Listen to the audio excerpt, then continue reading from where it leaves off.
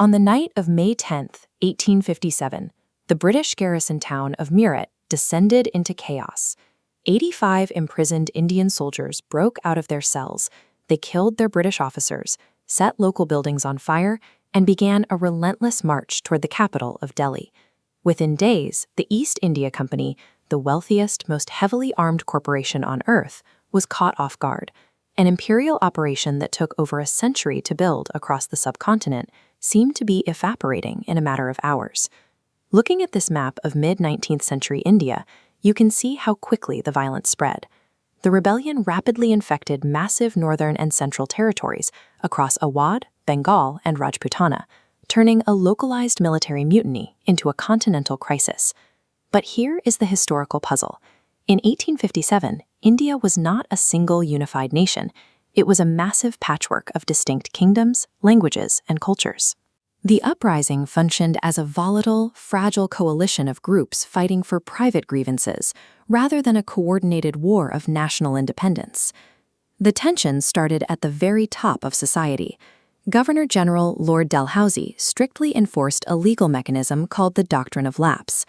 Under this rule, if an Indian ruler died without a biological son, the East India Company simply voided any adopted heirs and absorbed the kingdom directly into corporate territory.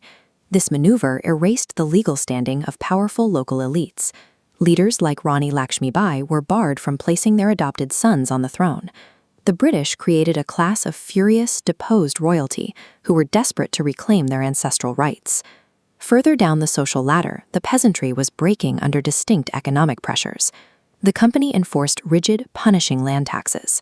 When farmers inevitably missed payments, their generational lands were seized or lost to local moneylenders, charging extortionate interest rates.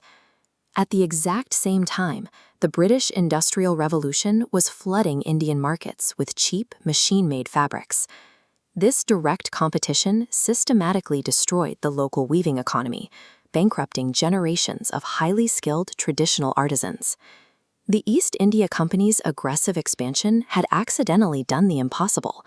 By threatening the thrones of monarchs, the ancestral land of the farmers, and the daily livelihoods of the artisans, corporate policy aligned the interests of traditionally separate classes against a single shared enemy. Beyond land and money, there was a creeping psychological terror. Locals viewed new social reforms, like the ban on sati and laws protecting Christian converts, as a deliberate plot to erase Indian religion. Suspicion clouded new infrastructure. People feared telegraphs and railways were physical tools designed to bypass local hierarchies and dismantle traditional caste systems. All of this societal anger eventually bottlenecked in the British Indian Army. The company's native soldiers, known as sepoys, were essentially peasants in uniform. Putting on the British colors didn't erase his village's economic ruin or his family's religious fears. He carried them straight into the barracks. The flashpoint arrived in 1857 with the introduction of a new weapon, the Enfield rifle. Rumors quickly spread through the ranks that the paper cartridges for this rifle were greased with cow and pig fat. For Hindu soldiers, the cow was sacred. For Muslim soldiers, the pig was strictly forbidden. To load the weapon, a soldier had to bite the greased cartridge open with his teeth. Doing so meant physically ingesting the fat, an act that would instantly corrupt their religious purity and strip them of their caste. The greased cartridge was the final insult. It was the spark that connected the religious terror of the military directly to the simmering rage of the peasants and the disinherited kings, forging a massive, multi-class mutiny. The violence tore through the north, capturing major cities like Delhi, Kanpur, and Lucknow. But the rebels suffered from a fatal structural flaw. Because they were fighting for individual goals, a lost pension, a stolen throne, and offensive rifle, they had zero central command and no shared vision for what a post-British India should actually look like. This map illustrates the result of that fragmentation. While the red zones in the north and central provinces burned with rebellion, the massive gray areas, including the south, the Bombay Presidency, and much of Punjab, stayed quiet. Most local rulers and the educated middle class refused to join the fight, leaving the rebels completely isolated. The British counterattack was ruthless. Operating with a unified command structure, the British military weaponized the very infrastructure the Indians had feared. They used the telegraph to instantly coordinate troop movements across hundreds of miles, and railways to rapidly deploy reinforcements, isolating and crushing rebel strongholds one by one. By the time Lord Canning officially declared peace in July 1858, the physical and human toll was catastrophic.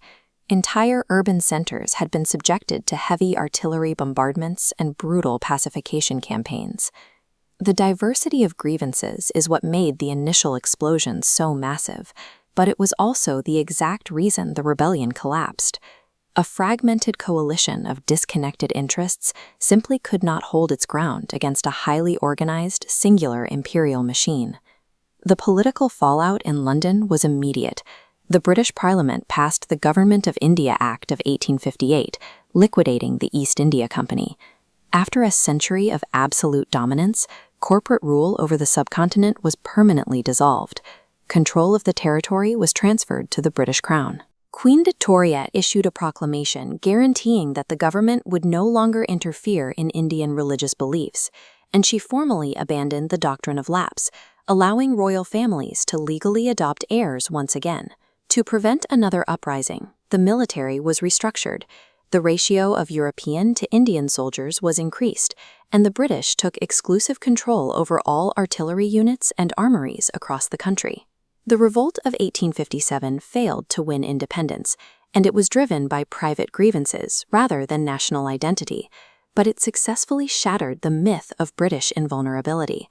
It forced an empire to rewrite its laws, and it planted the psychological seeds for the unified independence movement that would rise decades later.